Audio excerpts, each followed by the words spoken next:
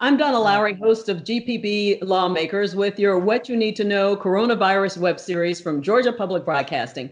More children are home for longer periods of time these days with schools out because of the coronavirus social distancing. For children at risk for abuse and neglect, child experts say this is a time that can jeopardize their safety. Joining me via Skype is the president of the American Academy of Pediatrics, Dr. Sally Goza. Dr. Goza heads the national organization of 67,000 members while working as a practicing pediatrician in Fayetteville, Georgia. Thanks for joining me, Dr. Goza. Hi, Donna. Good to see you today. Absolutely. This is a serious subject that we need to talk about. Child abuse hotlines from across the country are reporting that their numbers are actually down right now. And I know you don't think that is good news, right?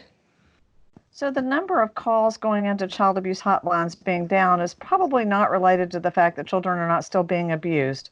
What we know is that children are home right now, and so their protectors, the school people, the counselors, the people that see them in other places are not seeing them as much, and so they're not being things may not be being noticed. So the bruises or the marks or the change in behavior that some of those people would notice is not being able to be noticed. So these children may still be having trouble at home, and children don't like to talk about it. They don't like to admit it. They're afraid if they do, someone won't believe them, or that things will get worse if they tell. And sometimes it's just because they love the person who may be abusing them so much that they don't want to tell on them.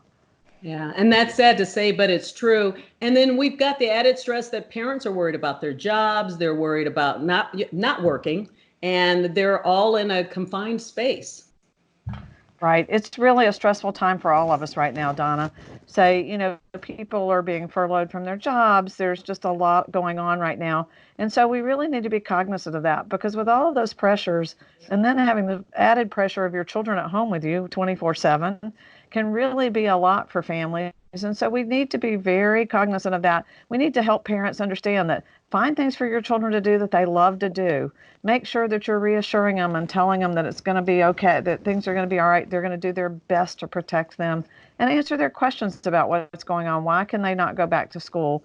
What is this virus? Try to get into that. And then also sometimes we need timeouts. And so it's not only the children that need timeouts, sometimes it's parents that need timeout. So if you're really stressed and what your children is doing is really getting onto your nerves, it may be time to find something to do, take out of your sight for a little while, or at least out of your direct vision, not totally out of your sight, but something to do that they can do on their own where you can put yourself in a timeout and have a little time to gather yourself. I tell parents all the time, when you see your child doing something that's annoying, really stop and in just a few seconds ask in your brain, go, is it going to matter in an hour? Is it going to matter in a day? Is it going to matter in a month?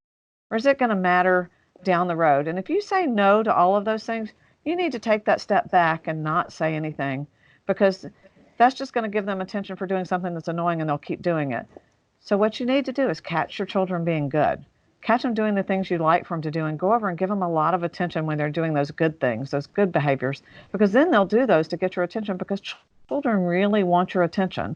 And that's what you have to remember. So while you're trying to work from home, and your child wants the attention, try to have a conversation before you start trying to work if they're old enough and say, Mama's got to work right now. So here's some things you can do while I'm working.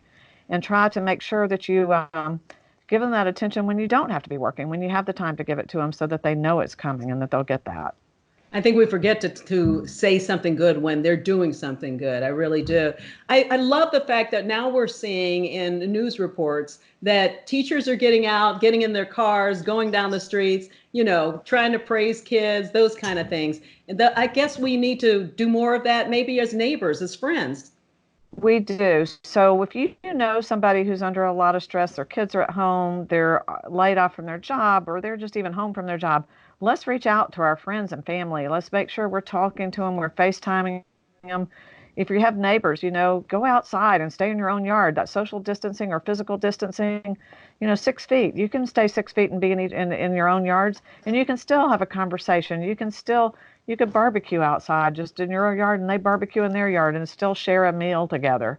So there are lots of ways we can still have that social interaction, which is so critical to everyone's well-being and health and mental health. And so if you know somebody who's got a new baby, they can't have maybe the grandparents come over.